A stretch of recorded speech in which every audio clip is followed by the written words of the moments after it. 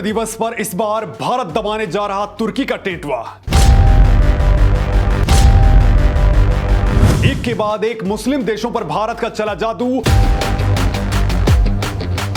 अरब देशों से लेकर तुर्की और पाकिस्तान को होगा पेट दर्द। पहले तेजस और ब्रह्मोस के लिए लगी थी तगड़ी लाइन, अब प्रलय मिसाइल को मिलने लगे हैं तगड़े खरीदार। भारत का कामयाब हो रहा गेम, पाकिस्तान तुर्की का फ्लॉप हुआ प्लान।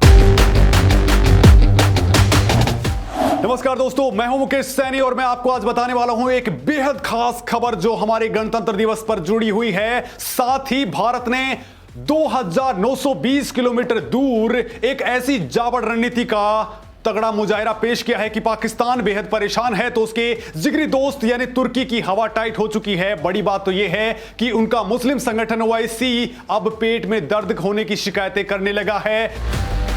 और इतना ही नहीं दोस्तों, चीन को भी समझ नहीं आ रहा कि भारत की नई रणनीति का तोड़ वो कैसे निकालेगा, क्योंकि इसकी जो ताकत है यानी मुस्लिम देश वो अब भारत के साथ कदम ताल कर रहे हैं। पाकिस्तान के जिगरी दोस्त यूएई और सऊदी अरब पहले से ही भारत के साथ आ चुके थे। भारत में अपना व्यापार वो तेजी से विस्तार दे रहे हैं। तो ईरान भी भारत को तगड़ा ऑफर दे रहा है, तेल की तगड़ी डील करना चाहता है। बड़ी बात तो यह है कि दोस्तों, जिस तालिबान को पाकिस्तान ने अफगानिस्तान की सत्ता तक पहुंचाया, वो तालिबान भी भारत के साथ में जिगरी दोस्ती के लिए आमादा हो चुका है और पाकिस्तान को दे दनादन ठोक रहा है। और अब एक और मुस्लिम देश भारत की दोस्ती के लिए पलक पावड़े बिछा चुका है। तो दोस्तों, यहां सवाल यह उठता है कि आखिर हिंदुस्तान मुस्लिम देशों के साथ ऐसा कौन सा याराना स्थापित कर रहा है जिससे हमारे दुश्मन परेशान हैं। भारत की कौन सी रणनीति दुश्मन के जी का जंजाल बन चुकी है। आखिर क्यों पाकिस्तान को यह सब लग रहा है कि भारत के चलते अब उसकी मुस्लिम देशों से धीरे धीरे विदाई होना तय है। दोस्तों, दरअसल आज दुनिया का हर मुल्क भारत के साथ जुड़ना चाहता है, उसके साथ खड़ा होना चाहता है। इसमें पश्चिमी और एशियाई देशों के साथ कई मुस्लिम देश भी शामिल हैं। दोस्तों, ऐसा होने के पीछे एक बड़ा कारण भी है। भारत आज जिस तेजी से उभर रहा है, दुनिया की महाशक्ति बनने जा रहा है, उसके चलते हर देश भारत को तवज्जो दे रहा है, उसका गुणगान कर रहा है, जिससे पाकिस्तान और चीन खासे परेशान हैं। दोस्तों, पाकिस्तान को और जलाने के लिए ही भारत ने इस बार गणतंत्र दिवस पर एक ऐसे देश को बुला लिया है जो मुस्लिम कम्युनिटी का होते हुए भी पाकिस्तान का तगड़ा विरोधी है। दोस्तों, आतंकवाद को लेकर के उसकी पाकिस्तान के साथ में पटरी बिल्कुल भी नहीं बैठती है, तो चीन के साथ भी उसकी कोई यारी नहीं है। दोस्तों, भारत का यह मित्र राष्ट्र उसके साथ व्यापारिक ही नहीं बल्कि रक्षा सौदों को भी आगे बढ़ाना चाहता है, दोस्ती की नई इबारत लिखना चाहता है, संबंधों को और प्रगाढ़ करना चाहता है, जिससे आने वाले वक्त में दोनों मुल्क तेजी से आगे बढ़ सकें। दोस्तों, पाकिस्तान के इस विरोधी देश से भारत को भी तगड़ा फायदा है। दोस्तों, दोनों देशों ने हाल ही में व्यापार के मामले में एक तगड़ी मिसाल पेश की है और अब रक्षा सौदों के मामले में भी इस देश के साथ भारत नया मुकाम हासिल करना चाहता है। एक और मुस्लिम देश के साथ गहरी होगी दोस्ती। पाकिस्तान के दुश्मन मिस्र के साथ भारत का याराना।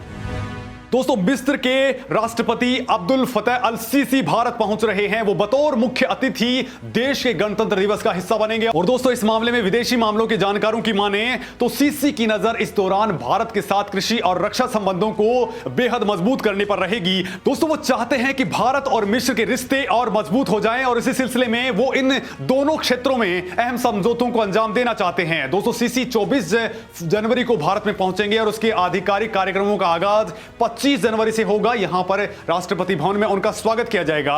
दोस्तों, यहां सवाल यह उठता है कि आखिर भारत मिस्र से इतनी दोस्ती क्यों करना चाहता है। मुस्लिम देशों में मिस्र की औकात कितनी है और अंदर खाने इससे क्या बड़ा फायदा भारत को मिल सकता है। तो दोस्तों, मिस्र के राष्ट्रपति मुख्य अतिथि बनने वाले पश्चिमी एशियाई और अरब दुनिया के केवल 5वें नेता है। उनकी भारत में मौजूदगी पाकिस्तान और इस्लामिक देशों के संगठन यानी ओआईसी को बिल्कुल भी रास नहीं आने वाली है। इन देशों ने भारत के समर्थन में कुछ से नहीं कहा, लेकिन विरोध में हमेशा खड़े रहते हैं। और दोस्तों, मिस्र उन देशों में शुमार है जो अरब देशों में भारत का मजबूत साझेदार है और लीग ऑफ अरब नेशन में भारत के खिलाफ जाकर कभी भी नहीं काम किया है। आपने देखा है कि भारत के खिलाफ पाकिस्तान, तुर्की और ओआईसी की तरफ से कई दुष्प्रचार किए गए हैं, लेकिन इनका सीधा साथ कभी मिस्र ने नहीं दिया है। वैश्विक मंचों पर भी मिस्र लगातार भारत का साथ दे रहा है। मिस्र भारत का मजबूत साझेदार बन रहा है।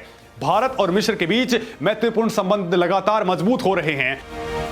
काउंटर टेररिज्म के मामले में भी दोनों देश साथ मिलकर के काम कर रहे हैं। मिस्र को इस्लामिक देशों की एक प्रभावशाली आवाज माना जाता है। कई बार इस देश ने आतंकवाद के खिलाफ कड़ी निंदा की है। साथ ही मिस्र वो देश है जिसने ऑर्गेनाइजेशन ऑफ इस्लामिक कॉरपोरेशन में पाकिस्तान की नीतियों को हर बार तगड़े से विरोध किया है। ऐसे में काउंटर टेररिज्म में वो भारत के लिए तगड़ा कारगर साबित हो सकता है। दोस्तों, भारत के गणतंत्र दिवस समारोह में मुख्य अतिथि के रूप में बुलाया जाना मिस्र के राष्ट्रपति सीसी के लिए बेहद महत्वपूर्ण है। वो इसे बड़े अवसर के तौर पर देख रहे हैं क्योंकि मिस्र भारत के साथ मजबूत सैन्य संबंध स्थापित करना चाहता है।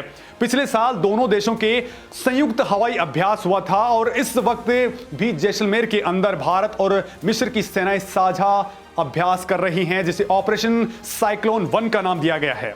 इस कॉम्बैट मिशन में स्नाइपर शूटिंग पर बेहद खास फोकस है। दोस्तों, यहां मैं आपको बता दूं कि भारत और मिस्र के संबंधों में कृषि का बड़ा योगदान है। दोस्तों, पहली बार भारत ने मिस्र को रिकॉर्ड तौर पर निर्यात किया था, तब 61,000 टन गेहूं इस देश में भेजा गया था। हालांकि दोस्तों, इससे पहले मिस्र ने भारतीय गेहूं को बैन कर दिया था, लेकिन जब रूस और यूक्रेन के बीच जंग हुई तो इस देश को तगड़ी जरूरत महसूस हुई, वहां कमी हुई और उसने अपने बैन हटा दिए और भारत से वो लगातार आयात कर रहा है। कृषि के अलावा मिस्र भारत के साथ रक्षा संबंधों को मजबूत करना चाहता है। मिस्र भारत के कई हथियारों की खरीद में रुचि दिखा रहा है। साल 2022 में भारत और मिस्र के बीच द्विपक्षीय रक्षा सहयोग को मजबूत करने के लिए एक डील पर सहमति बनी थी। इस डील पर भारत के रक्षा मंत्री राजनाथ सिंह और मिस्र के समकक्ष जनरल मोहम्मद जकी ने साइन किए थे। इसके साथ ही दोनों देशों के रक्षा संबंधों में काफी सरगर्मी देखने को मिली। दोस्तों, ऐसी संभावना जताई जा रही है कि भारत में सीसी की यात्रा के दौरान कई रक्षा संबंधों पर हस्ताक्षर हो सकते हैं। दोस्तों, मिस्र ने भारत के पहले स्वदेशी फाइटर जेट LCA तेजस के अलावा रडार टेक्नोलॉजी, मिसाइल टेक्नोलॉजी जैसे आकाश मिसाइल डिफेंस सिस्टम और डिफेंस रिसर्च ऑर्गेनाइजेशन के बने स्मार्ट एंटी एयरफील्ड वेपन में भी रुचि दिखाई है।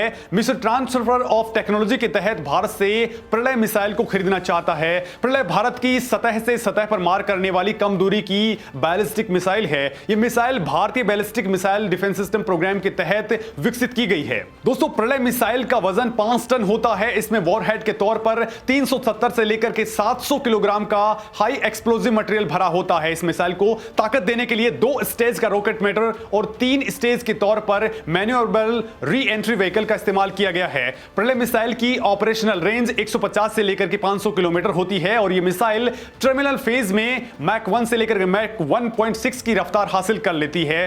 प्रलय की इसी खासियत को देखते हुए मिस्र ने इस मिसाइल को खरीदने में रुचि दिखाई है। हालांकि भारत की तरफ से ऐसा कोई भी आधिकारिक बयान सामने नहीं आया है, लेकिन दोस्तों, मिस्र के वायुसेना प्रमुख महमूद फआद अब्द अल गवाद ने इसी सिलसिले में पिछले साल जुलाई में भारत का दौरा किया था। अक्टूबर 2021 में दोनों देशों के बीच पहली वायुसेना अभ्यास भी हुई थी। तो वहीं दोस्तों, भारत के तेजस में इंटरेस्ट दिखाने वाले मिस्र को फरवरी में बेंगलुरु में होने वाले एरो इंडिया के लिए भी आमंत्रित किया गया है, जिससे वो तेजस की ताकत को एक बार और परख सके और उसे अपनी वायुसेना के लिए इस्तेमाल कर सके। तो दोस्तों, आपको बता दूं कि मिस्र भारत के स्वदेशी हल्के फाइटर जेट तेजस पर नजर गड़ाए हुए है और करीब 70 फाइटर जेट हासिल करना चाहता है। ऐसा माना जा रहा है कि जल्द इस समझौते पर मुहर भी लग सकती है। मिस्र परंपरागत रूप से अफ्रीकी महाद्वीप में भारत के सबसे महत्वपूर्ण व्यापारिक साझेदारों में से एक है।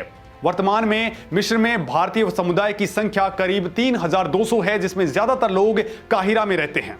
बड़ी बात तो यह है कि दोस्तों, मिस्र के संबंध भारत के जिगरी दोस्त इजराइल के साथ भी मजबूत हैं, यानी दोस्ती का एक तगड़ा ट्रायंगल बन रहा है। ठीक वैसा ही ट्रायंगल जैसा भारत का यूएई के साथ में बन रहा है और इसी से तुर्की की हालत खराब हो चुकी है। हाल ही में भारत ने ऐसा कदम भी उठाया है जिससे भारत विरोधी देश बौरा सकते हैं। दरअसल दोस्तों, भारत तुर्की की अक्ल को ठिकाने लगाने के लिए आर्मेनिया की सेना को ताकतवर बना रहा है। दोस्तों, ऐसा कर भारत एक तीर से कई निशाने साधने में कामयाब भी रहा है। इससे एक तो आर्मेनिया को तुर्की, पाकिस्तान और अजरबैजान की तिकड़ी से बचाने में हेल्प मिलेगी, तो वहीं दोस्तों तुर्की को सबक भी सिखाया जा सकेगा। दोस्तों, आर्मेनिया भारत से हथियार खरीदना चाहता है और अपने सुखोई 30 विमानों को अपग्रेड करना चाहता है। इतना ही नहीं, ब्रह्मोस सुपरसोनिक क्रूज मिसाइलों और extra beyond visual range air to air मिसाइलों के एयर लॉन्च वर्जन की डील लिए भी ये डील करना चाहता है।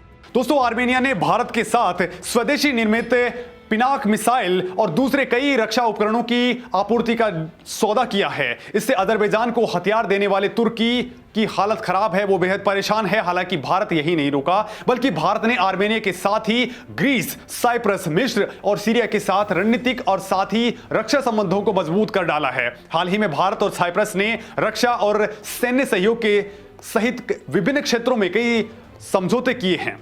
दोस्तों, साइप्रस तो वो देश है जिनका नाम लेते ही तुर्की को मिर्ची लग जाती है। साइप्रस तुर्की के कट्टर दुश्मनों में से एक है।